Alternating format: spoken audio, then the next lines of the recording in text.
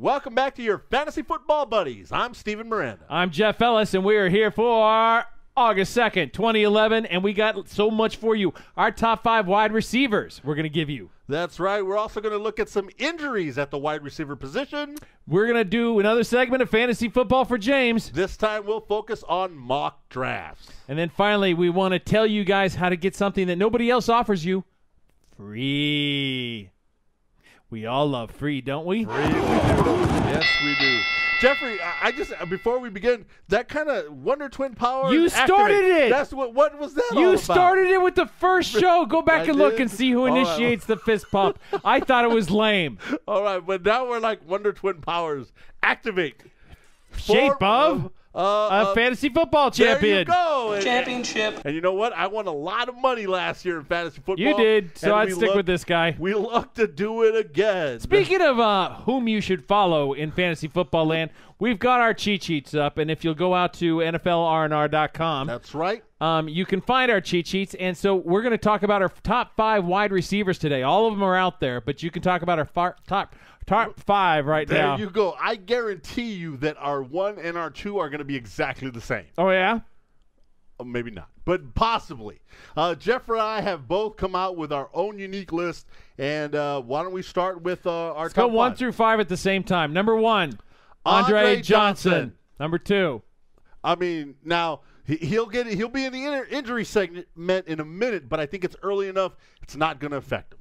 Number 2, Calvin Johnson. So far, we're doing okay. Yes. You were right. All right.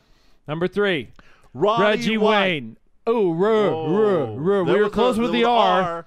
Reggie Wayne.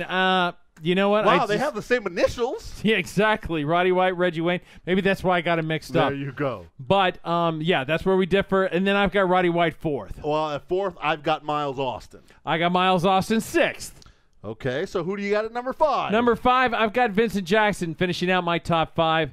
And I don't know why not, but Steven, I didn't see him in your top 5. Vincent Jackson, actually, I have it listed as 9. I believe 9's very far below 5. I believe there are 8 other receivers better than Vincent Jackson. I'll talk about that in a minute, but right now I want to get to my 5th wide receiver who might be moving up a couple spots, Jeffrey. That's Greg Jennings of the Green Bay Packers. Jennings has come to camp, and the dude is looking good. He bulked up during the offseason. He's really gotten into this, man, when I'm done playing football, I'm going to be an actor. And dude has focused. He looks great. He's practicing great. Word out of Green Bay camp right now is that he is ready to have a breakout season. The word I'm getting out of camp is that he's faster than he's ever been. Yes. And given how many TDs did he have last year? 19? No, not 12. How many did he have? It was double digits. It was high double digits, if I'm not mistaken. However, look for him to retain at least that and possibly even pad that with additional touchdowns. If he's picked up any speed, my goodness. It's going to be good. So there you go. Those are the top 5s for each list. Go out and grab the rest. I think we go 70 deep at wide receiver. 70. That's a lot.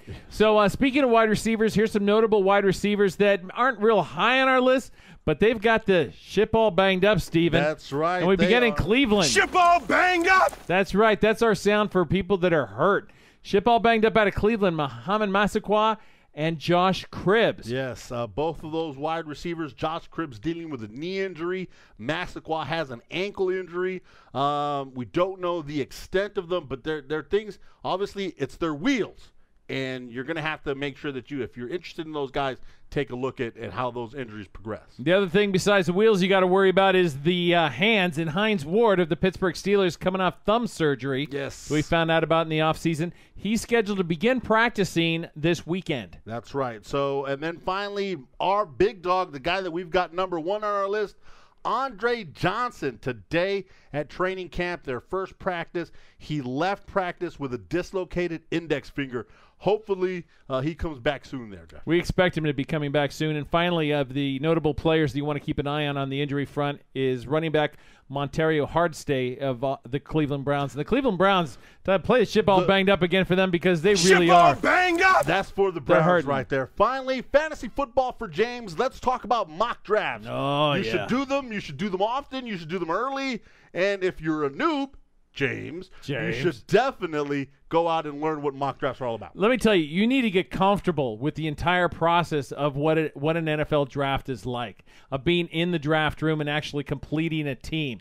Now, you've also got to get comfortable with what DUI, and for those who don't know computer jargon, that's the user interface, which means where all the little buttons are, where you drag things around and where you're going to place things, auto sorts, and where your pick sheets are, where you want your cheat sheets all lined up. You got to get comfortable from picking from various positions in the draft. Yep. You're drafting first, you're drafting 8th, you're drafting 12th. It's all going to be different. And then here's what I believe is important about doing some mock drafts: the pressure of just being on the clock. For many drafts, you've got 90 seconds, all right? And you're like, oh, who am I going to get? Who am I going to get? You need to just relax, calm down. Mock drafts will help you with that. And then most importantly, that thing that someone takes the player that you've coveted and you really want this guy, and you're going to nab him, and right before you, they've taken your guy.